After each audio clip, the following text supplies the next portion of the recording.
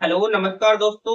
Gurwani institute के online platform पर मैं आपका होस्ट और दोस्त जितेश यादव स्वागत करता हूं। आज अपन पढ़ेंगे पपीता की खेती के बारे में। सब्जेक्ट की बात करें तो सब्जेक्ट आपके थर्ड सेमेस्टर से संबंधित OT 211 यानी कि production technology for fruit and plantation grow. Subject की पहले अपन बात करते हैं तो पहले मैं आपको यहाँ पे सब्जेक्ट के बारे में बता देता हूँ। सब्जेक्ट का नाम है OT 211। कौन सी? OT 211। और पूरा नाम की बात करूं तो हो जाएगा प्रोडक्शन प्रोडक्शन टेक्नोलॉजी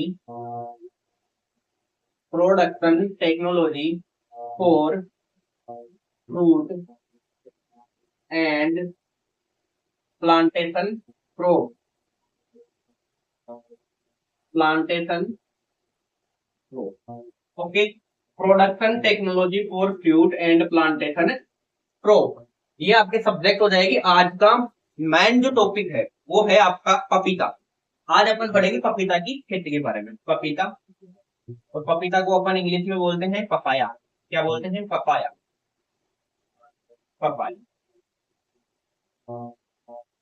देखिएगा, पपीता की खेती में अपन आगे बढ़ते हैं उससे पहले सबसे पहले अपन बेसिक से शुरुआत करेंगे। और बेसिक में मैं एक चीज आपको लेकर चलूँ इसमें। तो बेसिक में हो जाएगा सबसे पहले इसके अपन अदर नेम की बात कर लें, अन्य नामों की बात कर लें।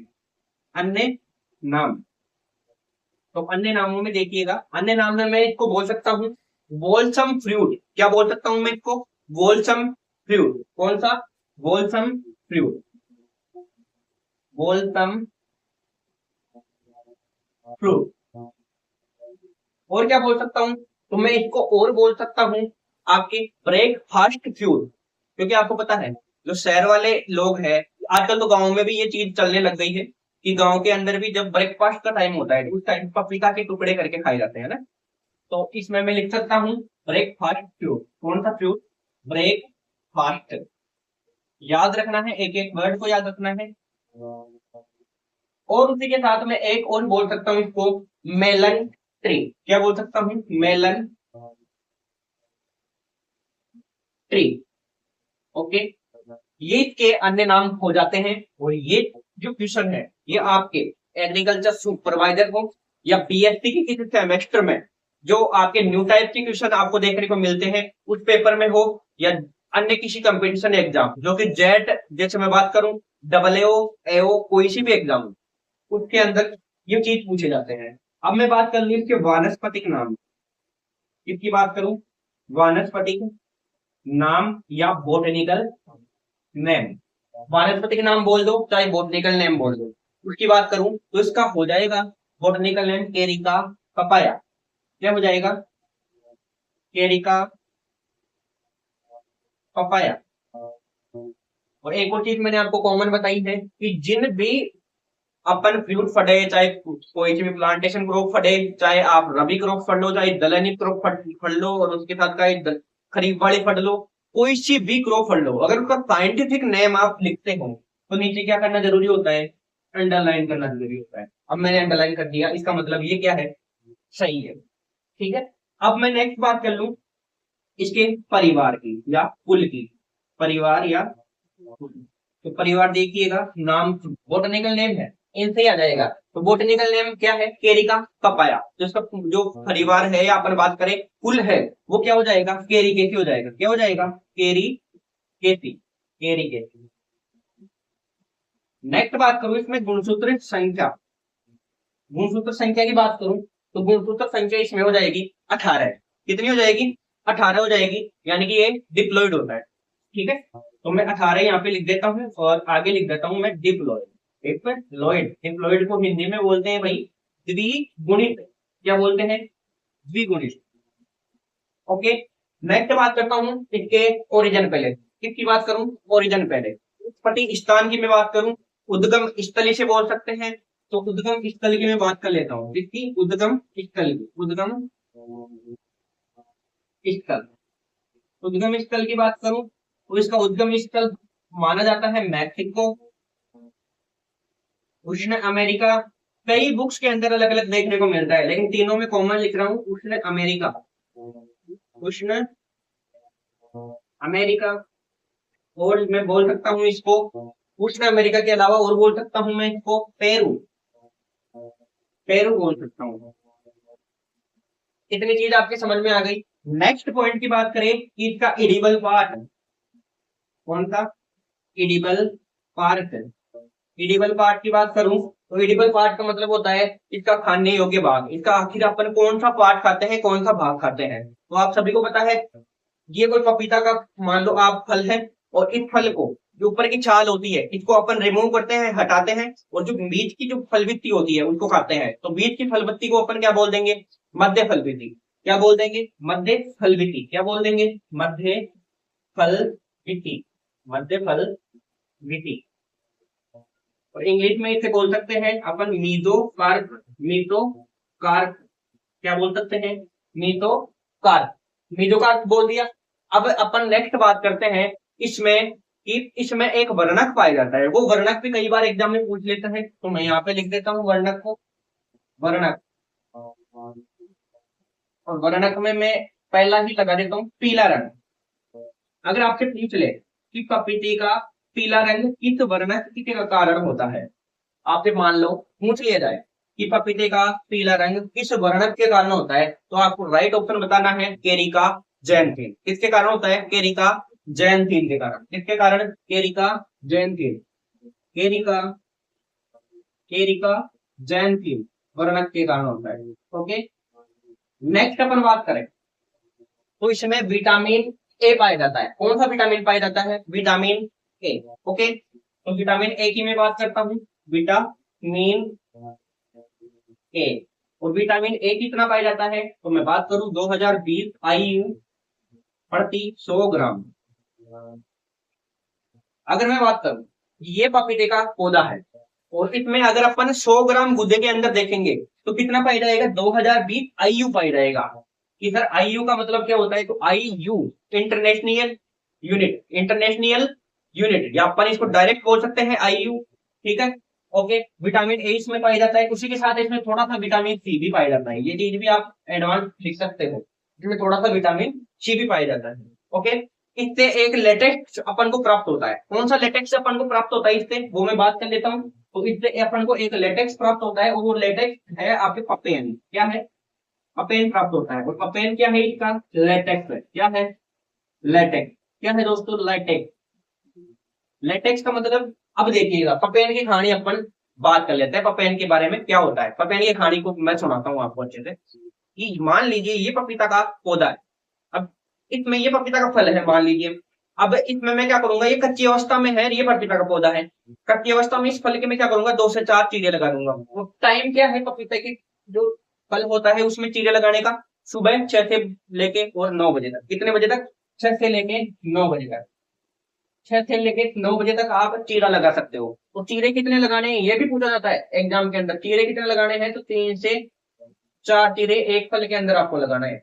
जैसे ही वो कच्चे फल के अंदर आप चीरा लगाते हो, उसमें क्या होता है, उसमें बीच से सफेद कलर का, व्हाइट कलर का एक लेटेक्स निकलता है। और यह लेटेक्स जो होता है, या अपन बात करें रस निकलता है, लेटेक्स को रस भी बोलते हैं। तो जो लेटेक्स निकलता है, अगर इसको अपन सुखाते हैं, सुखाना है ना, इसको अगर अपन सुखाते हैं तो इससे जो लेटेक्स प्राप्त होता है इसको अपन क्या बोलते हैं, पपेन बोलते हैं। क्या बोलते हैं, पपेन बोलते हैं। और ये जो उदर संबंधित बीमारियां होती है, पेट से संबंधित जो बीमारियां होती है, उनके निदान के लिए वेरी वेरी इंपॉर्टेंट है ना, बहुत ज्यादा उपयोगी है। इस चीज को आप नोट कर सकते हो, स्क्रीनशॉट लेने वाले साथी इसका स्क्रीनशॉट ले लें।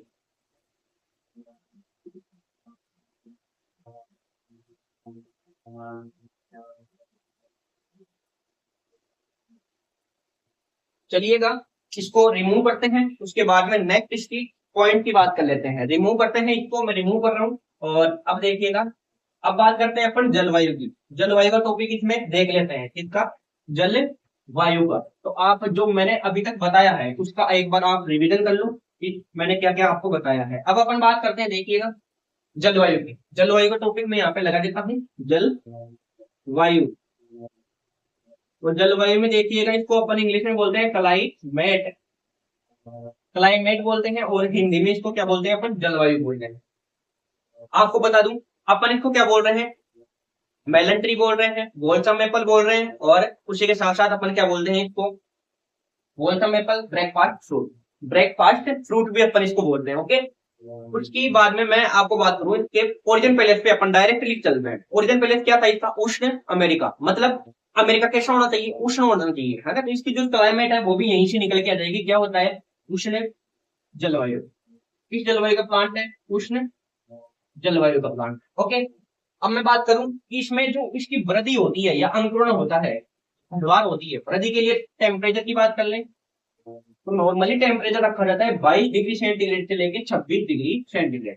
कितना रखा जाता है, 22 डिग्री सेंटीग्रेड से 26 डिग्री सेंटीग्रेड अगर तापमान रहेगा तो पपेन भी अच्छा बढ़ेगा, और उसी के साथ साथ रोग प्रतिरोधक क्षमता में भी विकास होता है। ये आपके क्लाइमेट के अंदर पॉइंट हो जाता है। नेक्स्ट मैं बात करता हूँ मृदा की, इसकी मृदा, जिसे इंग्लिश में क्या बोलता हूँ मैं, सोयल बोलता हूँ, ठीक है। अपन इंग्लिश में मृदा को क्या बोलते हैं, सोयल बोलते हैं। मृदा की बात की जाए, मृदा में ध्यान रखिएगा, हर एक आपके फ्रूट, कोई सा भी फ्रूट हो, उसको कौन सी जलवायु उपयुक्त रहती है, बलुई दोमट। बलुई दोमट की मैं बात करूं तो बलुई दोमट कौन सी मृदा होती है वो भी मैं देख लेता हूँ। बलुई दोमट, या इसको मैं मटियार मृदा भी बोल सकता हूँ। कौन सी मृदा, मटियार। मटियार मृदा की मैं बात करूं तो मटियार मृदा का मतलब होता है कि जब दो नदियां आपस में अपना जल बहाव लेकर आती है और लेकर एक जगह जमा हो जाता है जब वो जल, तो उसके साथ में क्या होता है, मिट्टी भी आती है, और वो मिट्टी जब एक जगह इकट्ठी हो गई तो उस मृदा को अपन क्या बोलते हैं, उस मृदा को बलुई दोमट मृदा या मटियार मृदा बोलते हैं। ओके, नेक्स्ट मैं इसके पीएच की बात कर लूं तो मृदा का पीएच कितना होना चाहिए, नॉर्मल 6.5 से 7.5, कितना, 6.5 से 7.5, इतना चीज के लिए। अब अपन बात करते हैं इसमें मृदा के अंदर ही एक टॉपिक और ले ले अपन, कौन सा टॉपिक ले ले, तो मृदा के अंदर एक सबसे बेस्ट टॉपिक है कि जो आपका पपीता है, ये पॉइंट आप लाइन आप नोट करके लिख लो, मैं यहाँ पे नोट लगा रहा हूँ और इसको आप नोट के थ्रू भी लिख लो, ठीक है। नोट में लिख दिएगा आप कि पपीता पालने के प्रति, पालने व जल भराव दोनों लिख लो। पपीता पालने व जल भराव के प्रति क्या है, संवेदनशील है, संवेदनशील पौधा, संवेदनशील पौधा। ओके, कि जब पपीता के खेत में अपन जहां पपीता उगाएंगे तो उसकी कोबिंग करेंगे, अगर उसमें पाला ज्यादा पड़ता है तो पपीता क्या होता है, धीरे धीरे नष्ट होने लग जाता है ना, जलने लग जाता है। और जब इसमें जल भराव भी ज्यादा होता है तो उसमें कौन सा रोग होता है, डंपिंग रोग होता है, जिसकी वजह से जड़ गलन हो जाता है, और जड़ गल के और फिर बाद में क्या होता है, पपीता का पौधा नष्ट हो जाता है। ओके, ये चीज आपको ध्यान रखनी है। एक और चीज मैं बोल सकता हूँ कि पपीता की नर्सरी है वो बहुत जल्द तैयार होती है, कितने दिनों में तैयार होती है, तो आपको याद रखना है पपीता की जो नर्सरी है, पपीता की नर्सरी 2 माह में तैयार हो जाती है, 2 महीने में बन गए और तैयार हो जाती है। और जल्दी ही इसमें क्या होता है, फलन होता है, जल्दी इसमें फलन होता है। बाकी आप आम को देख लो, एक साल फल देता है, एक साल नहीं देता, अल्टरनेट बियरिंग चलती है उसमें, मतलब एक साल बाद में ही वो डेफिनेट है फल देगा, ठीक है, गैप लेके। जबकि इसमें 2 माह में फलन हो जाता, सॉरी नर्सरी बन जाती है और बाद में जल्द ही इसका फलन हो जाता है। इसलिए भारत की पॉइंट ऑफ व्यू पर बात करें किसानों की आमदनी के तौर पर कोई सबसे अच्छा क्रॉप मानी जाती है, फल माना जाता है, जिसके जो भारत है, राजस्थान है, उनके अंदर काफी अच्छी मात्रा में सॉविंग की जाती है। ओके, तो ये मृदा का पॉइंट और जलवायु का पॉइंट, ये आप नोट कर सकते हो, स्क्रीनशॉट लेने वाले इसका स्क्रीनशॉट ले ले।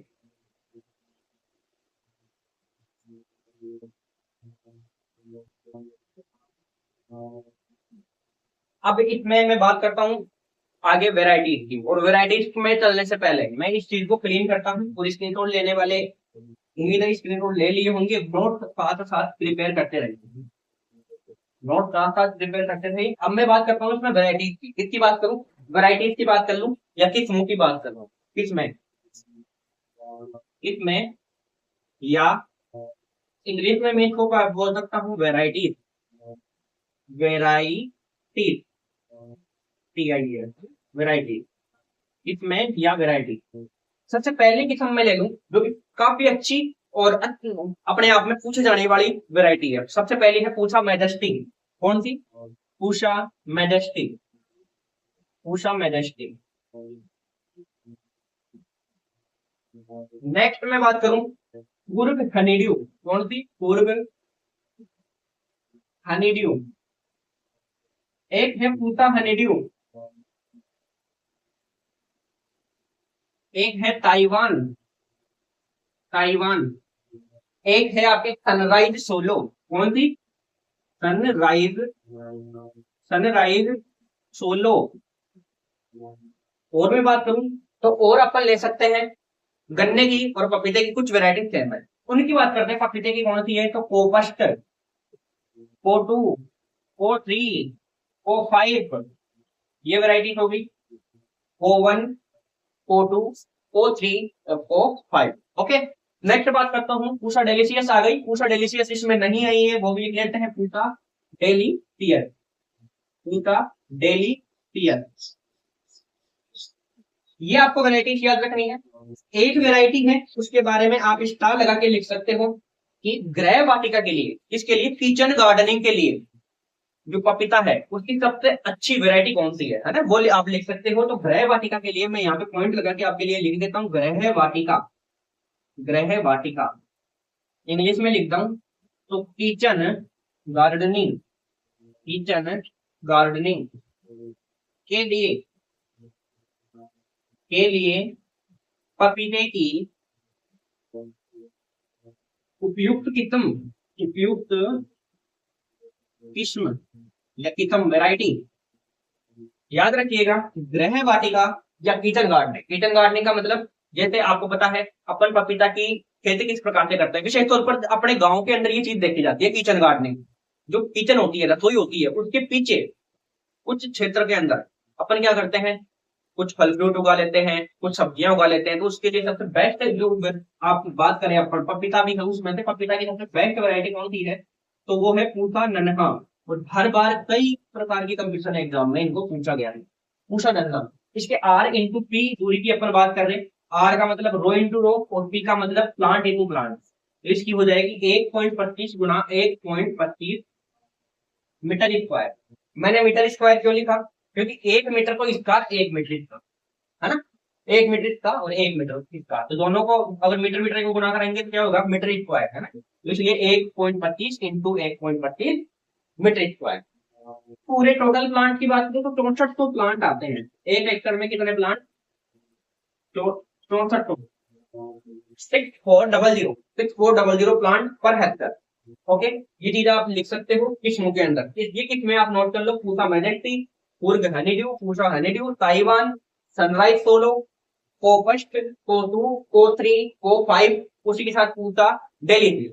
एक वैरायटी है पूसा नन्ना जो कि गृह वाटिका किचन गार्डनिंग के लिए सबसे उपयुक्त है। और उसी के साथ अपन बात करें तो इसमें R×P अपन रखते हैं 1.25 गुणा 1.25 मीटर स्क्वायर। और प्लांट टोटल कितने होते हैं? 6400 प्लांट देखने को मिलते हैं। ये चीज आप नोट कीजिए, स्क्रीनशॉट लेने वाले साथी स्क्रीनशॉट ले सकते हैं।